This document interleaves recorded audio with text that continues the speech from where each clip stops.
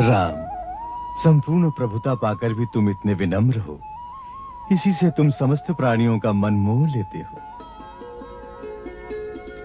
नगरस्थो वनस्थो वा शुभो वा यदि वा शुभः या सांग स्त्रीणाम प्रियो भर्ता तासांग लोका महोदया दुःशीला काम वृतो वा धनेर्व परिवर्जितः स्त्रीणांग आर्य स्वभावानां परमं देवतम पति।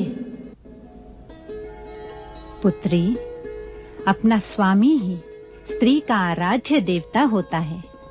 वो राजमहल में रहता हो या कुटिया में, वो भाग्य विहीन हो अथवा धनहीन ही क्यों न हो, उत्तम स्वभाव वाली नारियों के लिए वो सर्वश्रेष्ठ देवता के समान है। अभी जो तुम्हारे पति ने मेरी शक्ति की इतनी प्रशंसा की, उसके लिए मैंने और कुछ नहीं किया। केवल मन, वचन और कर्म से अपने पति की एकनिष्ठ सेवा की है। नारी केवल इतना ही कर ले तो बड़े-बड़े देवता उसके समक्ष झुक जाते हैं। देवता कई प्रकार से नारी की परीक्षा करते हैं, कई प्रकार का प्रलोभन भी देते हैं, परंतु जो नारी अपने धर्म पर अडिग रहती है, तो देवता तो क्या, सारी सृष्टि का विधान उसकी आज्ञा के अधीन हो जाता है। मैंने अपने जीवन में यही अनुभव किया है। पति से बड़ा हितकारी, मित्र और बंधु और कोई नहीं होता। वही नारी को दोनों लोकों में सुख पहुंचाने में समर्थ होता है। सीते, मुझे ये जानकर बड़ी प्रसन्नता हुई कि तुम अपने बंधु बांधवों को छोड़कर, राजमहल का सुख त्याग कर वन में जाते हुए अपने पति का अनुसरण कर रही हो। सुख में तो सभी साथ देती हैं, परंतु विपत्ति में जो साथ दे वही अर्धांगिनी है। सीते, मित्र और नारी की सच्ची परीक्षा आपातकाल में ही होती है।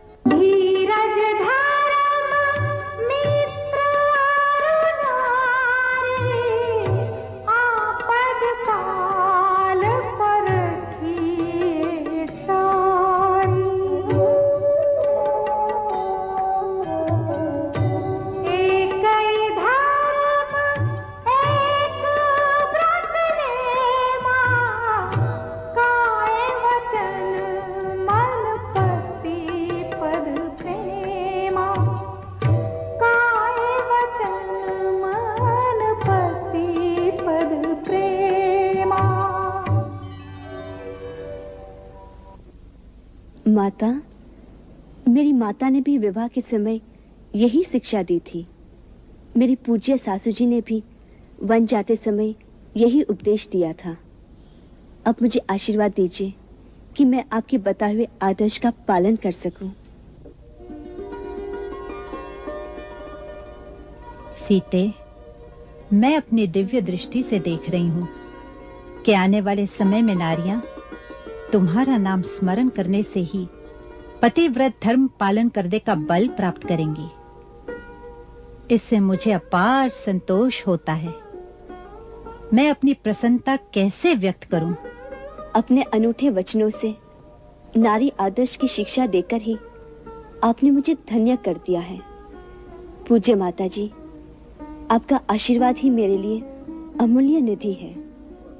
सीते, इस मिलन की स्मृति में मैं तुम्हें कुछ उपहार देना चाहती हूँ। मेरे पास दिव्य आभूषण, अंगराग, अनुलेपन और पवित्र परिधान है, जो मुझे देवताओं ने उपहार स्वरूप दिए थे। वो मैं तुम्हें देती हूँ।